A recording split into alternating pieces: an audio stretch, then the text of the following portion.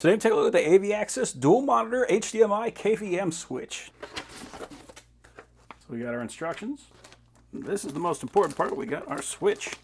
But one thing I always like to see is it actually comes with a bunch of cables. One thing about KVMs is that they require a lot of cables because you're plugging in 2 monitors and 2 computers.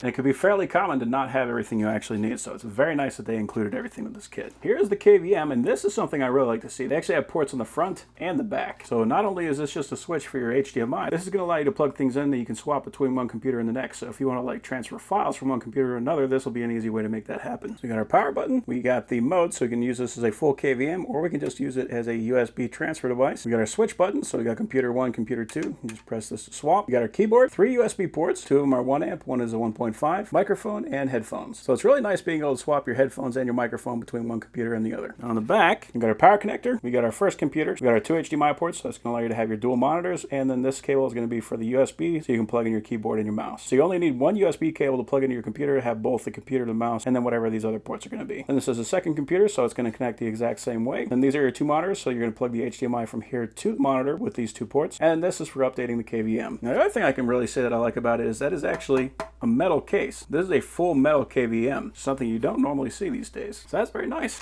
So we got our 2 USB cables.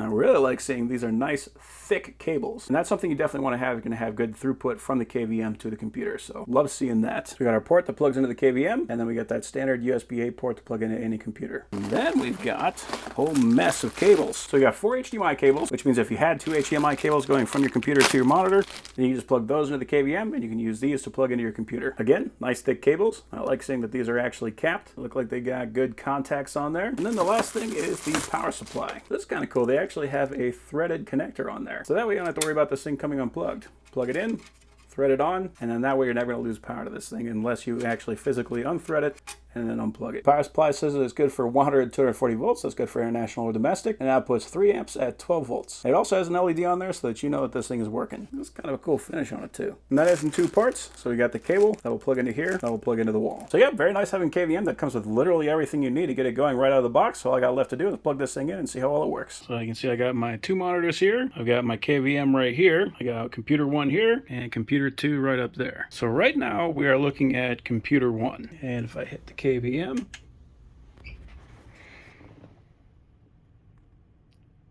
there we go.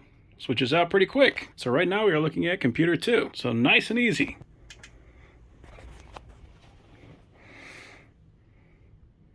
Can't beat that. You can see the mouse and the keyboard both still work. So you can use the same mouse, the same keyboard, the same monitors with both computers just by hitting that switch. So not only are you saving a lot of time, you're also saving a lot of desk space. So that is a very nice KVM.